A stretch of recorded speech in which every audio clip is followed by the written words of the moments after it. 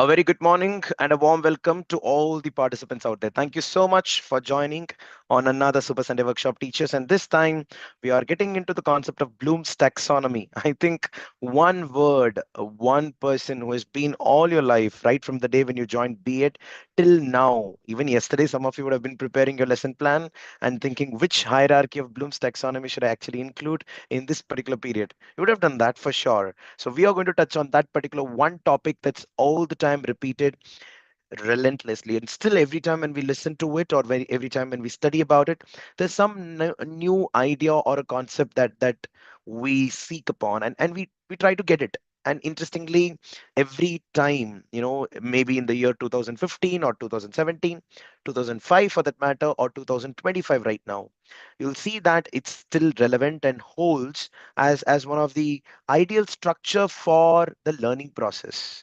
It all started from something very common and basic, which we will discuss eventually. But this particular topic is going to open a lot of doors, especially from the perspectives of lesson planning and assessments. A teacher's life revolves around multiple aspects. The three are majorly, the three are majorly curriculum, next is pedagogy, next is assessment, and right now technology as well. I think most of you know that. Okay, I can see some people saying that it's not audible. Is it really? It's clear. Thank you so much. Yeah, Please check your audio, ma'am.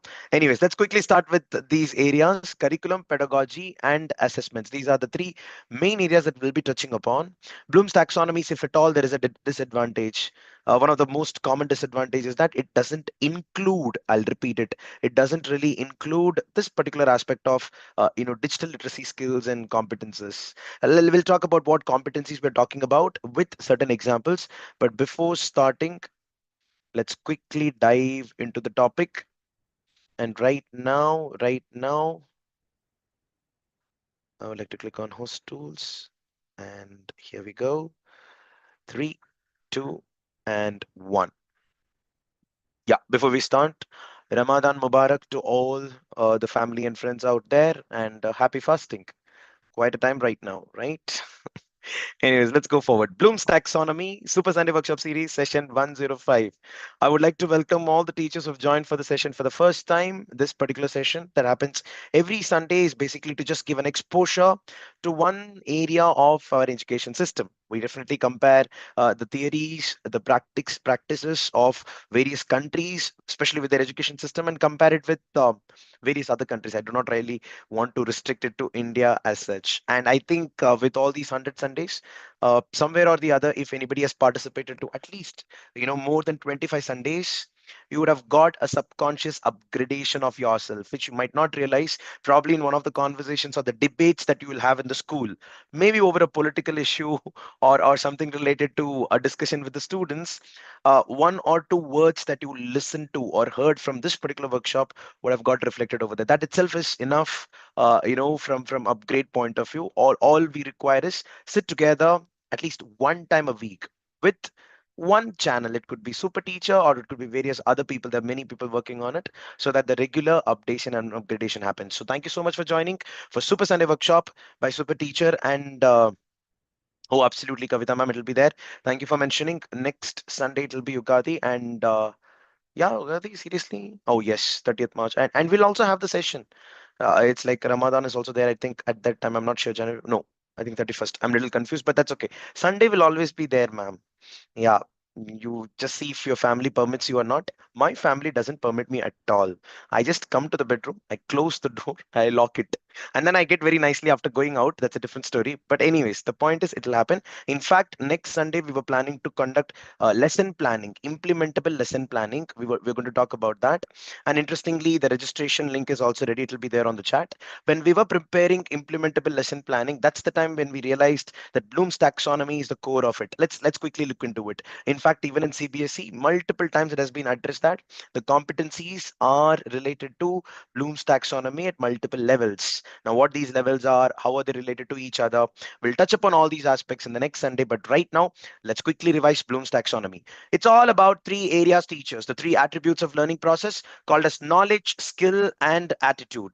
When we talk about knowledge, skill, and attitude, it's like without these three things, the learning cycle never gets completed. In fact, if one thing that I keep repeating all the time in all the workshops, that's how most of our sessions begin with. The base is actually knowledge, skills, and attitude. We really want to acquire some knowledge, and applying that knowledge, I certainly gain some skill sets. With these skill sets, if I'm really interested to go forward, if I'm really happy about performing a particular task with that knowledge and skill, when I talk about interest, happiness, enthusiasm, all of this fall under the category of attitude. So what's the point of knowledge and skills when you don't really have the right attitude? It's something like that. You're really coming to the office, but totally upset about coming to the office regularly. You got the knowledge, you're performing well in the office, but you're not really happy about it. That's where attitude plays as an important role. In fact, the most important domain of Bloom's taxonomy is affective domain. Unfortunately, somewhere it is not really catered to in detail. Anyways, let's quickly get on with the quick revision. The first one, when we talk about Bloom's taxonomy's knowledge aspect, when we say any learning process starts with knowledge, acquisition of knowledge, Benjamin Bloom says that it's actually coming under the category of cognitive domain. Well, he said this in the year 1956. 1956, he's talking about cognitive domain with respect to knowledge. And then he said that there's something called a psychomotor domain with respect to the skills. And he also mentioned about attitude. He said that affective domain, anything that affects you. You wake up in the morning and you see a beautiful sunrise, you're really happy about it. That's affective domain. It's like completely related to emotions. So it's really great that there are not many theories out there that touch upon the emotional aspect of learning process. There are some people like Piaget who talks about domains of development. Some people talk about, Simpson talks about psychomotor domain to a large extent, but connecting emotions at a larger picture was not really the main thing. But right now, I think social and emotional learning coming into picture, emotional intelligence coming into picture. Then Howard Gardner spoke about multiple intelligence theory, which there is another person saying that it's totally wrong. But emotions, not really much except Bloom's taxonomy. So let's understand this in a very detailed manner. So when we talk about the hierarchy of cognitive domain, it's very simple. This is a linear progression. I'll repeat it. This is a linear progression. As per Benjamin Blue, the learning can happen only through this particular direction. What's the direction he talks about? He says that if I have to get into acquisition of knowledge, the first thing is I need to remember what I studied. So that's the place, but I can remember only when I understand. It's not rote learning process, right? I need to understand, but if I really have to understand and remember things, I have to keep applying it. And that's what he said, next level is applying. And when I apply it multiple times, I will be able to analyze what I'm doing with it. So it's like multiple outcomes, and these outcomes, which is basically the process of analysis, comes to a conclusion, and this process of concluding it is called as evaluation. So the moment you evaluate something, you are able to decide, take decisions multiple times. There's a time when, after deciding multiple scenarios, multiple problems, you come across a scenario where you start creating, a solution for probably future problem, something like that. Let's do something like this. This will address the problem in the future. Right now, most of you thinking that the students are in 2025. Artificial intelligence is taking over. So let me create a lesson plan so that AI is also part of my lesson plan. So that's where creation comes into picture. Something completely new out of the knowledge that is acquired through remember, understand, apply, analyze, and evaluate. So I really like this. From recalling facts, which is remembering, to comprehending, which is understanding, using knowledge, basically applying, breaking it down, which is analyzing, judging it by evaluating it, and generating new ideas, creating just one statement representation of cognitive domain. I'm not sure if this is really making sense, but I just made it. Let's see if you like it or not. Second is the focus is it's about the head. I think most people relate it to head, heart, and the legs, arms and legs, with respect to knowledge, skills, and attitude. So it's about the head, building mental skills from basic to higher order thinking. We'll have a separate session one day on cognitive domain alone. Cognitive domain can be further categorized into different types of knowledge. We'll speak about it in some other session, but right now let's go forward. For example, math. Remembering is reciting multiplication tables. Creating is devising a new word problem. Nice, na? Remembering is reciting multiplication tables. Creating is devising a new word problem. Literature could be understanding is summarizing a story. Evaluating is critiquing the author's choice. It's like he could have done this, he could have done that. That's nice comparison of the same topic. Science is applying, is conducting an experiment. Analyzing is interpreting the results. Now they didn't say evaluating the results. It's interpreting the results. I'll tell you something very important, teachers. You will definitely understand this. When we talk about application, analysis, and evaluation, it has got something in between called as interpretation. Now, when we talk about interpretation and evaluation, both come to a conclusion. Both are about some sort of a single result. We've got multiple questions out there. You're analyzing and you are evaluating. What's the difference between evaluating and interpretation? I think somebody can say that. Can anybody mention that? What's the difference between interpretation and evaluation? No? Yes? So interpretation over here, anybody would like to try it? That you can definitely put it on the chat. It's a very minute difference, not really to be, deeply looked upon, to be frank with you, but quite an important impact it will create in your understanding. Okay, interpretation is guessing. Oh, absolutely, Rajan sir. Anyone else? Anyone else? Is to guess. Evaluating is correcting. Okay, that's nice. Absolutely. Interpretation is to guess. That's it. Evaluate is to correct. That's it. Okay, guessing about explaining the meaning or understanding of something, while evaluation is about judging its worth, quality. Oh, you're very close. Preeti ma'am, evaluation is judging. Judging, interpreting, it's all okay. Okay, I'll both request judgment, of course. Perspective is different. Evaluating is understanding the results. Interpretation, assuming. Oh, fantastic. Perfect. So here in this case, I think most of you came up with the right answer. It's like interpretation is more about an opinion. Like you think that the answer could be this. Evaluation is comparison of the answer that you got, the interpreted answer, with something that is standard already present. So when you talk about evaluation, it's like, I know this should be the result. Let me compare. So scientifically or mathematically or on paper, x should be equal to 5. But when I'm working on this problem, x is coming as 4. I think 4 could be the right answer. Maybe 5 is maybe this is analyzing, probably coming up with interpretation. Then you find the fault and you're like, oh, now I get it. It should be 5. That's evaluation. So the gap between interpretation and evaluation is just about comparison with your conclusions plus with something which is standard already available. Why are we even talking about it? We're talking about this because we're going to connect this with competency. We'll talk about that little later. A teacher evaluates a student's essay based on a rubric. Perfect, perfect. Let's go forward. So that's with respect to cognitive domain, one of the most commonly used left, right, and center, especially during the lesson plan. Okay, in this particular period, when I go, I'll have a statement made to the students, and it will be related to evaluation. It will be related to higher order thinking skills called as application. This is what we do, right? But in most of the lesson plans, we miss out on the next domain called as psychomotor domain. Now, psychomotor domain is directly related to the skill aspect of Benjamin Bloom. And when I say skill aspect, there are two important areas that we will be looking into. I hope I have that. I had this. I'll talk about it. Here, the hierarchy goes something like this. It's perception, set, guided response, mechanism, guided response, mechanism, complex or overt response, adaptation, and origination. Look at the statement, it will give some sense.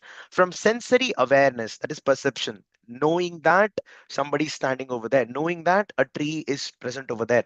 Perception with all the five sense organs. Remember, this is skills. To readiness, readiness means set. Initial attempts, that is basically guided response, basic proficiency, which is mechanism, skilled execution, that is complex overt response, adaptability, which is adaptation, and creative mastery, which is origination. Let's compare this with an example, not really from science, maths, and English. Let's go with a real life scenario. I really like this aspect because this happened with me during my training. So basically, if you look into it, if a teacher is wanting to learn how to ride a bicycle or a bike, let's assume bike, the first thing is all about perception, knowing that the accelerator is present over here, the brake is present over here. You're knowing that. And the moment you know that, you keep your arms at the right place, the palms at the right place, that's basically called a set. You don't imagine like you sit in the scooter, you sit like in this direction. If you accelerate, the scooter will go in the backward direction. Do you think like that? No, you don't think like that. That's one reason where some scientists really believe that, or educationists believe that misconception at skill level is very difficult. You can't have misconceptions at skills. Think about it. We're not going to get into the details of this, but think about it. You can't have misconceptions on skills. Anyways, let's come to the point. So sensory awareness is about perception, knowing where the accelerator and the brake is present. To readiness, which is basically, yes, I know, and this is what I do. This is what I do. I use my left fingers and arms to basically apply the back wheel brake, and the right one is for the front wheel, something like that. It's basically initial attempts, which is basically guided response. When you go ride a scooter, somebody doesn't like, they don't give you the scooter just like that. They'll first ride it. You sit at the back probably, or you look at them, you see how they perform. Most of the times you would have seen that the children, they sit besides the bus driver in the front, and they look at the bus drivers, the way they draw, the way they not draw, the way they drive, the way they apply the gears. It could happen even in a car where the father is driving the car and the child is sitting somewhere and just trying to understand the way the gears are applied, blah blah blah. This is called as guided response. And then you go with the first attempt, you have taken your own scooter, and you understood a little bit about the whole mechanism. It's like, I can do this, I can balance myself, I can apply the brakes. Now this particular execution happens multiple times, like the mechanism basically repeats multiple times, and that makes you really proficient in that particular work. Now when we say complex overt response, it's all about new scenarios that were not part of a learning process. I'll repeat it, new scenarios that were not really part of learning process. We generally give this example, you knew how to ride a scooter, and suddenly one day when you're really doing a good job, a buffalo or a cow comes in between. What would you do? You'll go and dash it, or probably break or do something about it, right? Now, this was not part of your lesson plan. Your trainer, whenever they taught you how to ride a scooter or a bike, they did not really speak about, a scenario. Come on, now when you go straight, there's going to be a buffalo, you need to stop it. It was not taught. Probably some of you would have got that part of the lesson plan, but I'm not sure about it. That's called as complex overt response. It's like you adapt to new scenarios, and multiple adaptation leads to the layer called as adaptations. And this adaptation, they even say that I can ride a scooter or a bike pretty well in Kolkata, but not really in Mumbai. I can really do a good job in Bangalore, but not in Delhi. Something like that. That's where you're getting adapted to your own surroundings and scenario. And finally, mastery is like I can drive anywhere. I can ride anywhere. You bring the planet Mars and I can do a fantastic job, something like that. So that's with respect to psychomotor domain. I hope the example connects with your teachers a little bit. So basically, when we look into from sensory awareness, it's perception, to readiness set, initial attempts, basic proficiency, skilled execution, adaptability, and creative mastery. Yeah, that's it. This is all it means, psychomotor domain. Let's go forward. It's about the hands and body starting with sensory input and culminating in innovative physical output. Obviously, brain says that, oh, maybe that is why it is called as brain cognitive domain. Psychomotor is a psycho, that's brain talking to motors, hands and legs. Okay, now that's connecting, right? Let's go to the science.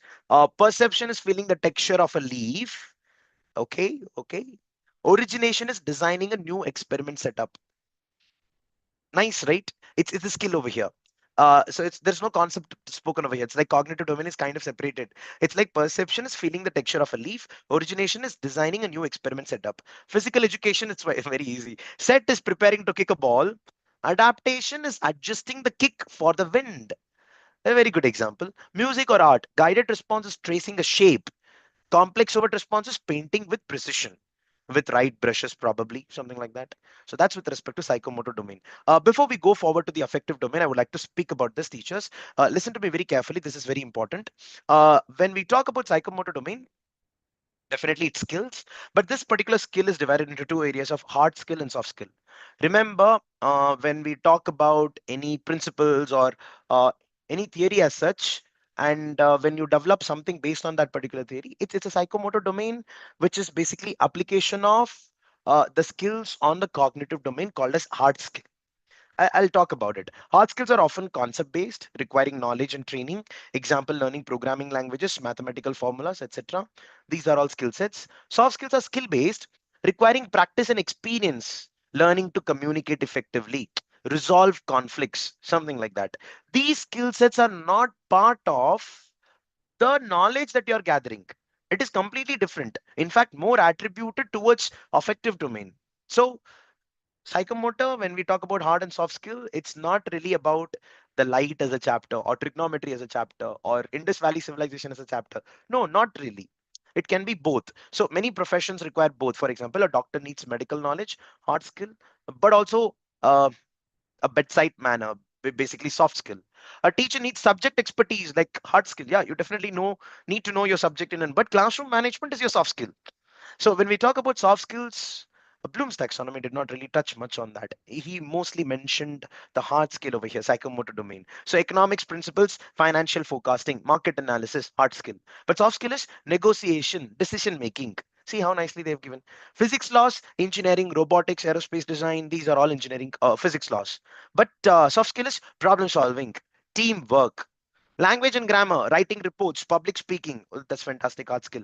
Soft skill is with that particular skill of hard, probably persuasion, active listening, business management, data analytics, strategic planning, leadership, and conflict resolution. First of all, when we are talking about all these things, I would like to clearly establish one important thing, teachers. Whenever we learn anything, knowledge, skills, and attitude, cognitive, psychomotor, and affective domain can never ever be disintegrated. They're always working in collaboration with a lot of cooperation. Trust me, this coordination, if it's not there, the whole aspect of learning goes on a toss. It's just like the sense organs. You've got eyes, nose, ears, the skin, and the tongue working in perfect symbiosis. Like everything is getting the input, and all the inputs put together, they come up with some sort of information going to the brain. So knowledge, skills, and attitude, just for the purpose of probably drafting a lesson plan, we are working it on it independently. Otherwise, they are all closely related to each other. You can't really disintegrate them. This is an establishment that I would like to speak right in the beginning. Anyways, let's go forward and understand the affective domain, which I really love. Affective domain is the area where most of the teachers who are interested in counseling, the teachers who are interested in psychology of children, indirectly I'm telling everyone, they'll be interested about. Affective domain is like the most important. If you understand or master affective domain, cognitive and psychomotor you can do just like that. It's like that. See, receive, respond, value, organize, and characterize. We're not going to talk about this in detail in this session. This requires or deserves another Super Sunday workshop. From passive awareness, that is receiving, you keep on looking at the surroundings, suddenly you'll stop somewhere, something that attracted you or interested you, to active participation, that's called as responding. Personal commitment, which is called as valuing, what would we prioritize at a particular stage of life. Structured belief, which is like value system, getting organized based on your priorities and interest, that's where organization. And finally, a way of life that got defined because of this characterization. Affective domain is the only place where characterization is the result of the other things. See, in psychomotor or in cognitive domain, you can decide the highest level of thinking skills on what to be done. But affective domain is not like that. Character gets formed because of your receiving, responding, valuing, organizing, and it gets formed. It's not, you might want to change your character, but you can't do the character at character level. You might have to do it from receiving level or responding level or valuing level. I think you're understanding what I'm trying to say. Talk about this in the next Super Sunday workshop, probably not next to next, but right now next is lesson planning. Focus, it's about the heart, shaping how students feel and behave, not just what they know. Science, receiving is hearing about climate change. Characterization is leading a green initiative. Yeah. Literature, responding is discussing a character's morals. Valuing is adopting empathy as a personal trait. It's like you watch a movie and you're like inspired by the hero's character and you try to do the same thing. Yeah. It's so emotional. Understood? Emotional affective domain. Anyways, where can I put this in the lesson? This cannot be put on the lesson plan on a piece of paper. This is the job of a teacher in having that emotional aspect. Teachers, just one simple tip. If you want, you can take it. Okay, it's completely up to you. Just something that I follow. Nowhere no theories are existing because of this. There are always two types of audience in front of you. Either one are intellectual, the other are emotional. I'll repeat it. One are intellectual, other are emotional. Whenever you go on a stage, it could be a classroom as well, people in front of you are going to look at you intellectually. That means, let me see what this fellow is going to speak. Let me see what really new is going to come out of the session. It's going to be quite critical in nature. These intellectual people are not there just to listen to you and learn from you. Maybe they have got some knowledge and relate that knowledge with your contributions. Most times it's more on critical analysis, like it was not that really great intellectually. Not really. The other type of people are emotional. Like it's like, or else we can say that every individual over there are going to look at you either intellectually or emotionally. The percentage of intellectuality or emotions, you that varies. Some people are like, oh, I really like these sessions, I really want to enjoy these sessions. They already come with an attitude that I don't really care about much of intellectuality because I know that this session is going to give me a lot, something like that. So that's called as intellectuality or intellectual and emotional audience. So here also the children are going to be of these two categories. So affective domain is something that you try to do something and embed the emotional aspect among the children in every topic. Is it possible? It's absolutely possible. Competency based education encourages cognitive, psychomotor, and affective domain all together in action to solve a real life problem at metacognition level. We've spoken about this in multiple sessions. We'll repeat this again in the next Super Sunday workshop in lesson planning. That's it to the theory, teachers. That's it to the theory of today's session. We'll quickly get on with an hands on activity and let's try to conclude. Cognitive domain, psychomotor domain, affective domain. These are the three basic learning attributes as per Benjamin Bloom. 1956 ke baad, multiple times revisions happened in all these domains. In fact, affective domain came very late. I think in the 2001 or 2 only they really spoke about it in detail. Let's go forward. So what I'm going to do right now is, let me stop share the screen quickly. Right now what we're going to do is, let's understand our agenda of this academic year. We are there in the place where we are all preparing our lesson plans. We are probably judging the students with their answers because of examination corrections and things like that. So these two aspects of lesson planning and assessment plays a very important role through Benjamin Bloom's taxonomy. So the questions are based on that. The lesson plans are based on that. So what we're going to do right now is we are going to have a scenario of probably uh, you know, uh, science and social. I've taken two of them just to have a little bit of connect. And with this concept, we will try to frame questions that are at different hierarchy levels of Benjamin Bloom's taxonomy. Shall we try that? So let's have a science explanation right on the screen. You go through it and then you try to answer the questions. Remember, I'll be very honest and frank with you. The questions are not to the students level. We just try to twist it a little here and there so that we will try to have that essence of how beautiful the same concept can be asked in different ways, and that's where your competency lies. Let's quickly share the screen and talk about. Oh, Jagdeep sir, you're absolutely right. Limbic system is related to emotions. Yeah, I'm sharing my screen in 3, 2, and 1. Here we go. So the first explanation goes something like this. Okay, it's a simple topic. I think everybody might relate to it. The water cycle. The water cycle is the continuous movement of water on Earth. It's like it where it evaporates from oceans and rivers into the air, forms clouds as it cools, and falls back as rain or snow. This process keeps our planet's water supply going, powered by the sun's energy. I'll repeat the statement. This might look very simple, teachers. I would request you to please look into it very carefully. The water cycle is the continuous movement of water on Earth, where it evaporates from oceans and rivers into the air, forms clouds as it cools, and falls back as rain or snow. This process keeps our planet's water supply going, powered by the sun's energy. Now you have to answer the question. Let's go for it. The first one, we're talking about remembering. Remember, in competency-based education system, there has to be a scenario. Look at the scenario. You are studying the water cycle for a class quiz. What are the three main processes you need to list? You understood? You could have directly asked the question, right? What are the three main process of water cycle? It could have been done. No, here it's competency-based education system. So let's bring the child to a reality. Reality is you're studying the water cycle for a class quiz. What are the three main processes you need to list? Melting, freezing, evaporation. Evaporation, condensation, precipitation. Condensation, precipitation, sublimation, evaporation, runoff, condensation. Come on. I think, oh, okay. Obviously.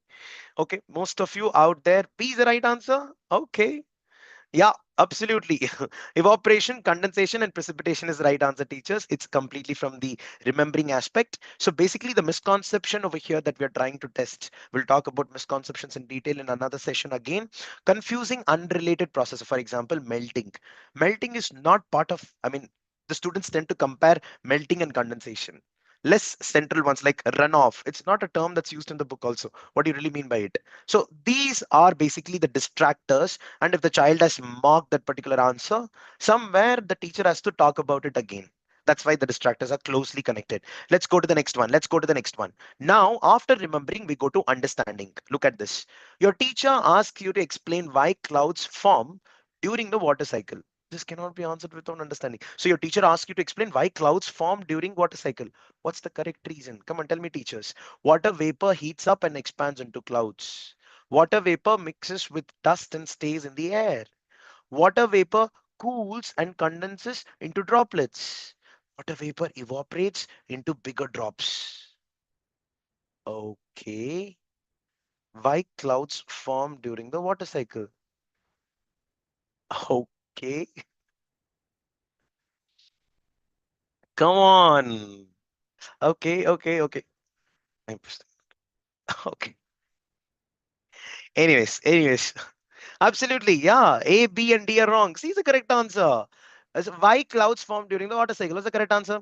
So water vapor cools, basically the ones that is getting evaporated, and they try to form water droplets. In this process, they actually form clouds. You're absolutely right. Water vapor mixes with the dust and stays in the air. That happens, but that's not the reason over here. Water vapor heats up and expands into clouds. So you're understanding every distractor can have its own reason, and that needs to be explained in the class. This is understanding. So remembering, understanding, simple, right? Let's go with the next one. Let's go with the next one. Uh, this is applying, teachers. During a dry day with no sun, your classmate wonders how it affects the water cycle. I'll repeat it. It's the dry day with no sun. Your classmate wonders how it affects the water cycle. What's the most likely impact? Precipitation increases due to cooler air. Condensation stops because of no sunlight. Evaporation speeds up without clouds. Evaporation slows down due to less heat. Now, you would have seen that so far, whatever answers we were talking about, they were kind of common among all of us. Why? Because it's a lower order thinking skills we are able to remember and understand. But now, the moment we start touching on applying, you'll see mix of answers coming on the chat as well. You'll see that many of us are trying to see that D is the right answer, or we might think B to be the correct answer. Okay. Oh, okay. F is the right answer. You're right. Or C to be the right answer, or A to be the right answer. I think you're able to feel a little bit of confusion over here. Let's read the sentence again.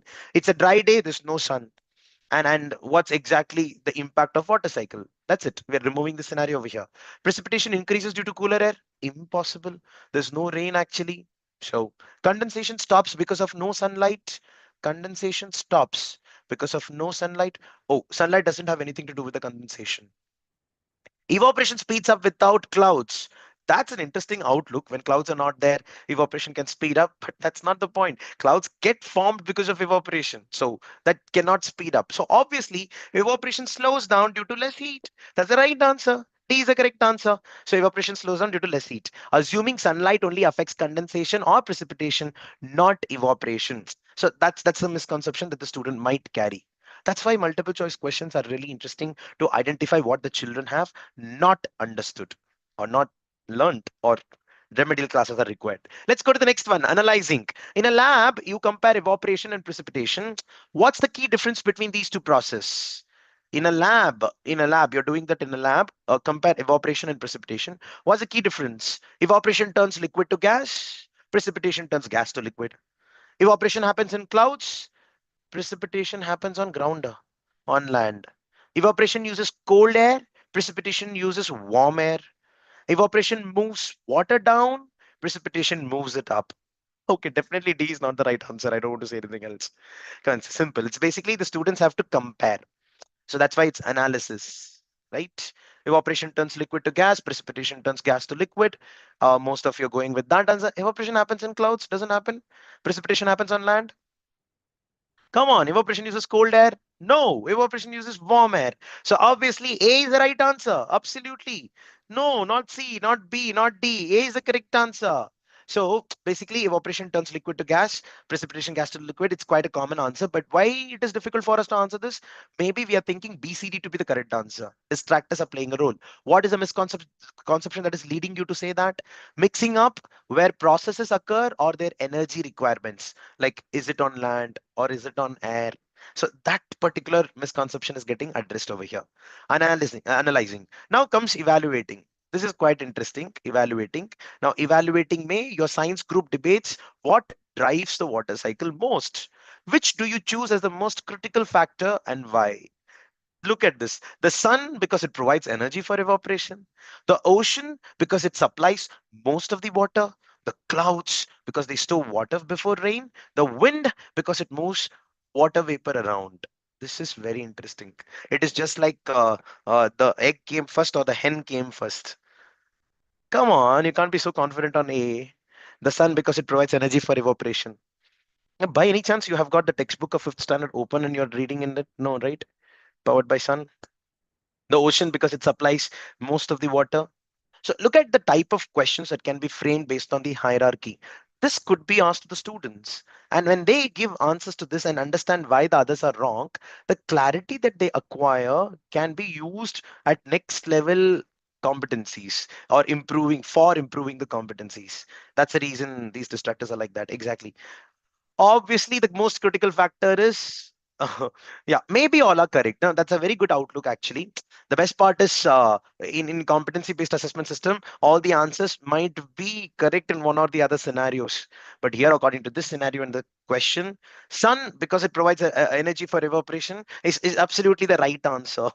It's not ocean. See, people generally compare with ocean, the students, and they think that ocean is so huge, it's so vast. Without oceans, there's no evaporation. What's the point of sun? So oceans play an important role. That's the outlook. but that's not the right answer. So that's a reason misconception. So the sun is the right answer because it provides energy, overemphasizing water volume, that is ocean, or secondary factors, that is clouds and wind, over energy. So they're all right. They're not that they're not wrong. It's just that not the primary source of evaporation. Nice, right? This is with respect to evaluation. Now comes creating the most highest order of thinking skills. For a project, you are asked to adapt the water cycle for a desert. I'll repeat it. Very important. For a project, you are asked to adapt the water cycle for a desert. Which process would you design to fit this dry region? Small scale evaporation from plants forming dew overnight. Large scale precipitation from imported ocean water. Condensation in the air turning into snow. Evaporation of sand into vapor clouds. Just don't say D to be the right answer, please. Okay, A is the correct answer. Small scale evaporation from plants forming dew overnight. Remember, it's basically the dry region, and somewhere indirectly they mean that sun shouldn't be there. So somewhere it is about the darkness, and every option that's related to darkness is probably condensation in the air turning into snow, evaporation of sand, small scale. Okay, you're right. Obviously, A is the correct answer. Small scale evaporation from plants forming dew overnight. Misconception, expecting unrealistic precipitation or impossible processes in a desert. So that's the area that they're looking into. Anyways, this is with respect to, the Benjamin Bloom's taxonomy, different hierarchies. The same concept of water cycle tested with the students at different levels. This is nice, right? So it's not really about sometimes, the teachers come back and say that the question paper was very easy. What do they actually mean by saying that? The questions were quite direct. Some people say that this time the question paper was quite twisted. It was very tough for the children to answer. How can they ask such kind of questions? Somewhere you are indirectly communicating that, oh my God, I missed teaching the students like this. Oh my God, I did not consider that particular scenario and did not teach this, something like that. So when we talk about Bloom's taxonomy, and when you have, this aspect of hierarchy kept on your lesson plan, or at least in your mind, you would have tried and tested all kinds of scenarios. That is the reason Bloom's taxonomy is relevant even now, at least at cognitive level. Now, your question should be, what is the point of psychomotor and affective learning? I already told you, we already spoke that, we already had a quick discussion that affective domain is something to do with the teacher's performance in the class, the fact of inculcating empathy among the students, making them realize the importance of the chapter, creating the need, requirement. These are all teachers' performance in the class. I'll show you how it is actually related. It'll give you a very good perspective. So the same water cycle, let's understand the relevance to psychomotor and affective domains. These questions can pair with psychomotor tasks like drawing the water cycle stages, that is mechanism of skills, or measuring evaporation rates, that is complex response. The rate of evaporation at different region is not present in the textbook. Probably the students can explore based on the weather conditions of that particular region. They can do something. It's something little new. Yeah, while affective engagement grows from listening to water's importance, like receiving that it's water cycle, and then suddenly you talk about importance of water. So only 1% of the world's complete water is in the right form of drinking or consumption, and we are exploiting it. So this is where the emotional aspect of or affective domain comes into picture. So that's it, teachers. So this is with respect to this idea of Benjamin Bloom's taxonomy. We are not getting into the details to quite some extent right now because we're going to talk about all these things again in the next session through lesson planning. But right now, I've got one more example from social studies. Let's quickly complete it, and I think you will get a clear picture of what we are intending to speak on. I really like this concept. In ancient civilizations like the Indus Valley or Mesopotamia, I think it's in grade six, people traded goods like spices, grains, and tools to get what they needed, often traveling long distances by land or river. This exchange helped them share ideas and grow their societies. Civilization. Do you want me to read it again? In ancient civilization like the Indus Valley or Mesopotamia, people traded goods like spices, grains, and tools to get what they needed, often traveling long distances by land or river. This exchange helped them share ideas and grow their societies. Obviously, right? Let's quickly understand the questions in one or the other way. Remember, Scenario is important in competency based questions. You're preparing for a history test on ancient trade. Is a scenario. What are the three goods commonly traded in the Indus Valley? You can answer it. Spices, grains, tools, cotton, iron, silk, gold, silver, copper, wheat, barley, bronze. Yeah, exactly. Absolutely. A is the right answer. During that particular time, the metals were not really, much of exchange. So it's like spices, grains, and tools is the correct answer. A is the right answer. Confusing specific goods with later eras. That's silk, very late, or metals that were not really prominent, like gold. So that's how it is. So spices, grains, and tools are the right answer. Understanding, look at this. Your teacher asked how trade helped ancient societies to grow. What's the best explanation? I'll repeat it. Your teacher is asking how trade at that time helped ancient societies grow. What's the best explanation could be there? Okay, by mistake, I showed the answer. It brought new goods and knowledge from other places. Yeah, that was a byproduct or the result. It made everyone rich with gold and silver. Definitely not. It built more roads for travel. Kind of. It stopped wars between villages. Oh, yes, up to a certain extent. But here, the right answer is majorly with respect to exchange of knowledge and skills, by the way. It brought new goods and knowledge from other places. You're right. That's the right answer. A is the correct answer. Let's go for it.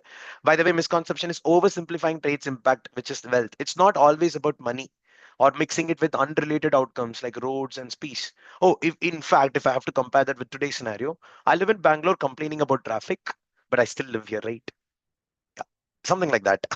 Anyway, it's just not always about the money. It's not always about this is about the culture. It's about the people. It's about a lot of other interactions that happen, maybe physically or verbally or a lot of other things. Applying, let's go to applying. This was basically understanding. Now in class you imagine trading grains for cloth in Mesopotamia. You're imagining, this is a scenario. In class you imagine trading grains for cloth in Mesopotamia. What would you likely offer from your surplus? Oh, you've got a lot of extra. So you want to trade grains for cloth in Mesopotamia. Extra barley from your harvest, a handful of river stones, your spare copper tools, fresh water from the river. Come on.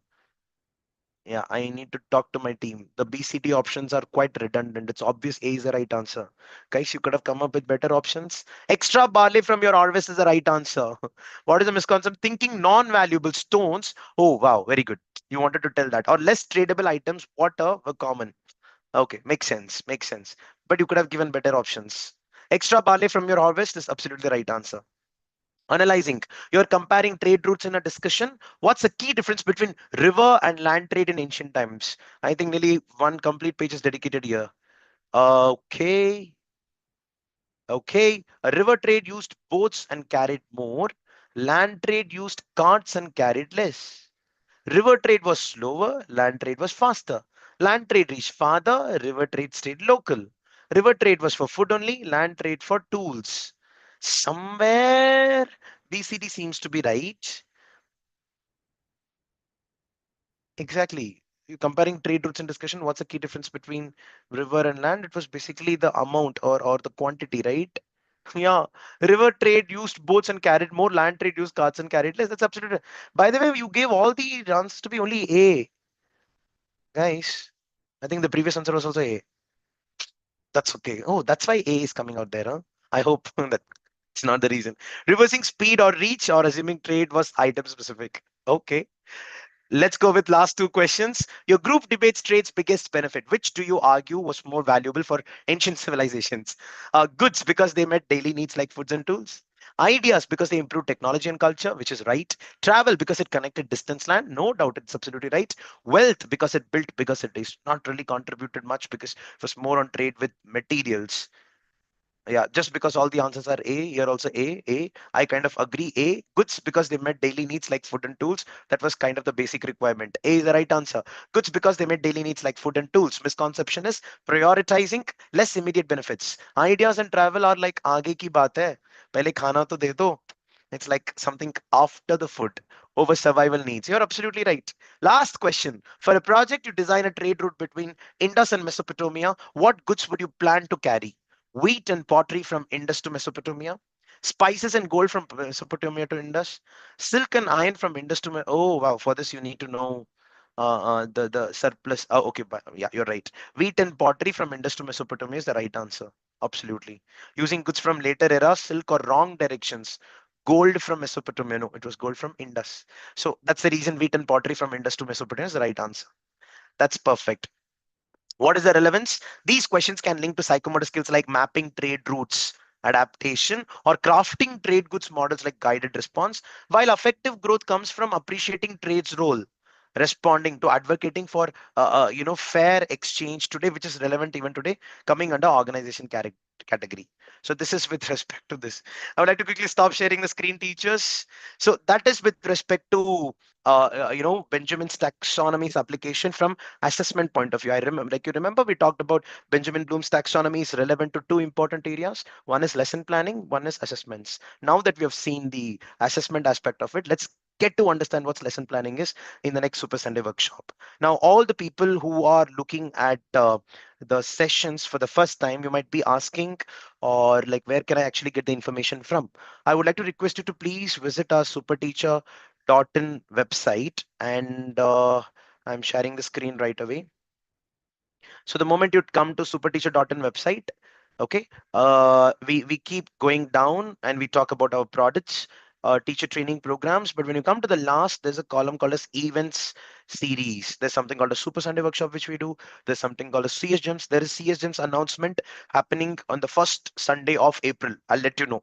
Only the teachers who are part of CS Gems, that is computer science community, there's an exclusive training program coming on your way, something related to Google certification, Microsoft certification, plus the ninth and 10th standard AI content. Stay tuned, become a CSGEM. It's not part of the curriculum is not for all the teachers out there, only for CSGEM's teachers. And I can see many teachers, and CSGEM's teachers are the teachers who are from our client schools, plus who have undergone the training last year with the IISc and IITs and BITS Pilanis, where we used to conduct all those things. Anyways, we'll talk about it. National Coding Olympiad is another area. Seesaw is Computer Science Teachers Conclave. We'll talk about that as well. So right below it, you can see Super Sunday workshop on implementable lesson planning. That's the next topic. 30th March, 10 a.m. You can click on register.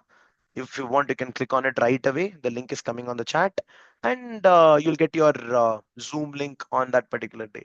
Subscribe to the YouTube channel as well. There also you'll get the notification. And right after the session, you will have a reflection form. That particular reflection form, if you score more than 7 out of 10, you will get your certificates as well, valid for your mandatory CPT hours if your principal permits it. Got it?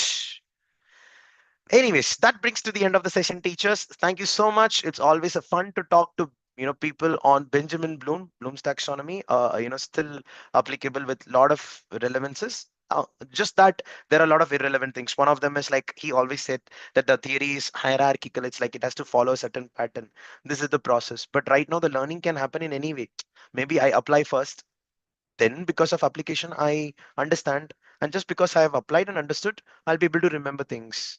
With the advent of technology, the Bloom's taxonomy really became non-linear. So the whole concept of lower and higher order thinking skills will completely change. Probably we'll discuss on all these things in the next Super Sunday workshop during lesson planning. Yeah, thank you so much, teachers. Great interacting with one and all. I would like to meet you again in the next Super Sunday workshop. Until then, Jai Hind. Okay, if there are any questions, you can put on the chat. I'm looking at it. Thank you, Mosina ma'am. I hope this was a quick revision. I'm pretty sure for all the people who know Bloom's taxonomy in and out wouldn't have participated today. At least that's the reason the question paper, so that there's a little bit of involvement during the chat.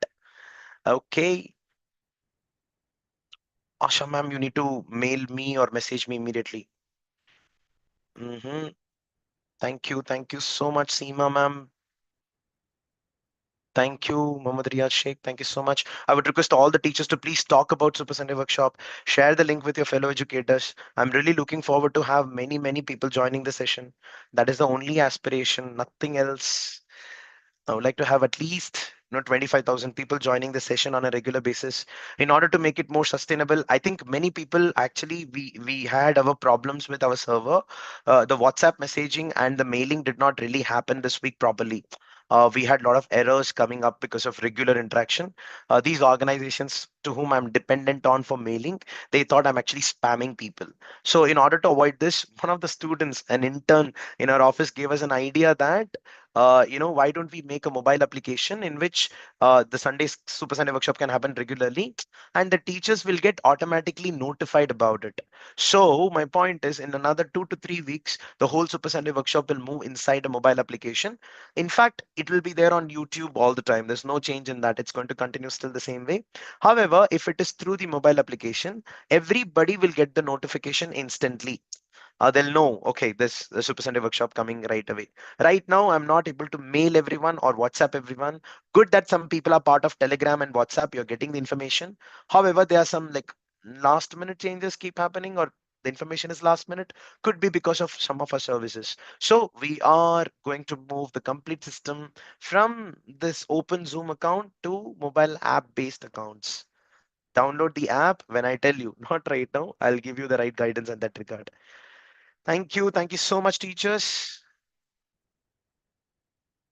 Thank you, Sakshi ma'am. Good to see you. Dilip sir. Good to see you, sir. Thank you, Vibha ma'am. Oh, great, Asha ma'am. Thank you so much.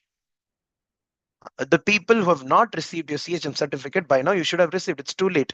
Please mail me or message me. I'll talk to IIT Hyderabad and BITS Pilani and say, bring the concern. Thank you, Vimi ma'am. Thank you for joining. Thank you, Shruti ma'am. Thank you so much. Thank you, Nandita ma'am. Thank you, Padmavati ma'am. Thank you so much for joining, teachers. Joining on a Sunday takes a lot of efforts, and if you've done that right after the session, you feel really confident. Thank you, sir. Thank you, Sheila ma'am, Sangameshwar. Oh, what a name. Vaidehi ma'am. Thank you. Yes, Mamta ma'am. Thank you so much. Thank you so much.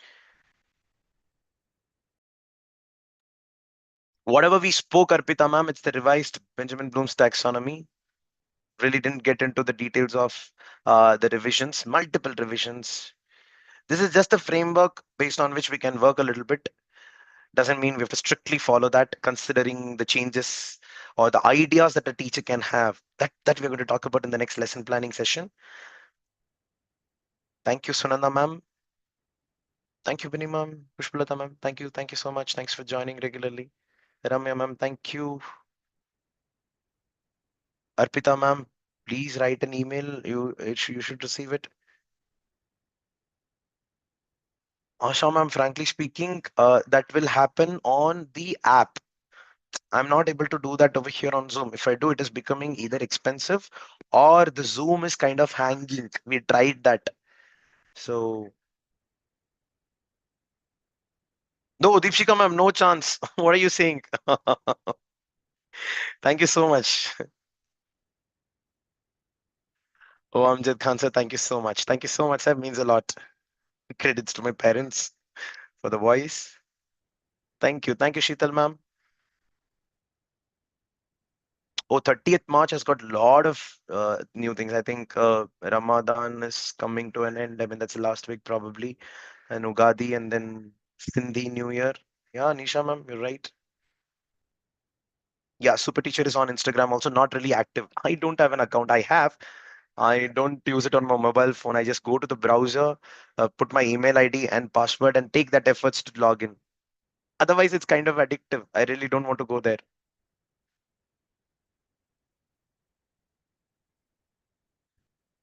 Oh, Pratima ma'am, next time you message me, ma'am, you have my number. Thank you. Thank you so much. Okay, Anjana ma'am. I remember. Let us, Anjana ma'am.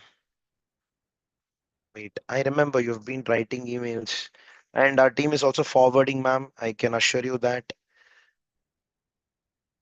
Anjana Mittal, ma'am, I'm messaging you on WhatsApp. You don't have to message me. Okay. Thank you, Priyanka, ma'am. Amrisha, ma'am. Thank you. Thank you, Mehnur. Thank you so much. Yes. Yes, Pushpalata, ma'am. I noticed that. Thank you, Rahul, sir. Thank you, Nisha, ma'am. Thank you so much. That's okay, Pratyusha, ma'am. Thank you, Rabia, ma'am. Thank you, Glory, ma'am.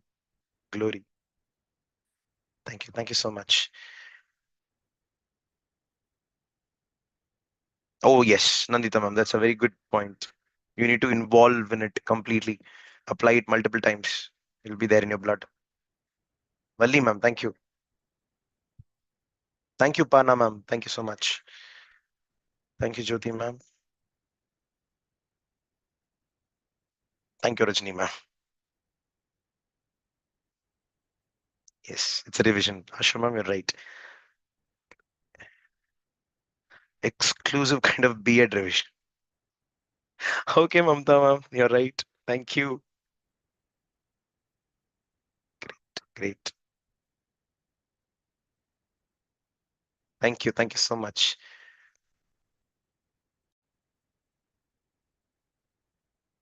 Oh, Prasanna ma'am, Bloom's taxonomy is like Prasanna sir, ma'am, sorry. This is really applicable in early childhood care and education, including 5 domains of development. You will love it. We are going to have a session on it. Yeah, very soon.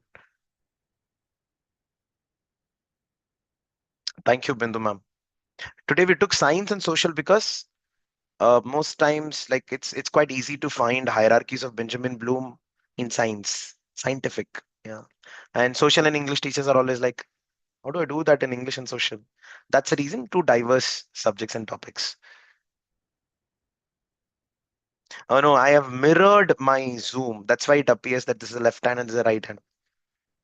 I'm not lefty. I'm right hand.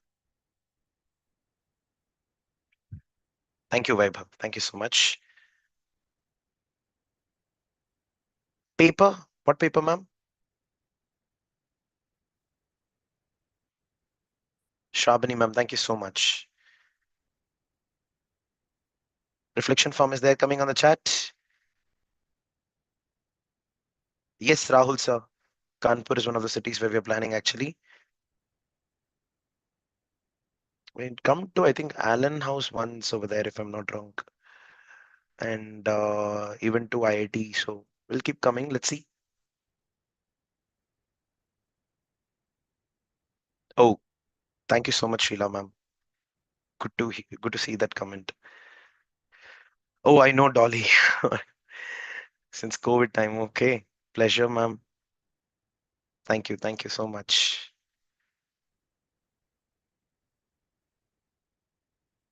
Oh, Amjad sir, thank you so much. Yeah, true words. Chalo, spend time with your family teachers. Have a good time. There will be a session on Anganwadi and Balvatika for sure, early childhood care and education. And I would like to, you know, oh yes, Rahul sir, we did that. Yeah. I would like to meet you again with lesson planning session next year. Go to superteacher.in website. You can register so that you can get the notification. Yeah, that's it. Chalo. Bye everyone. Have a super Sunday. I forgot to tell you. Board exam, I'm waiting for research is going on. Definitely there's going to be a session on board exam. Yes. Bye everyone, teachers. See you.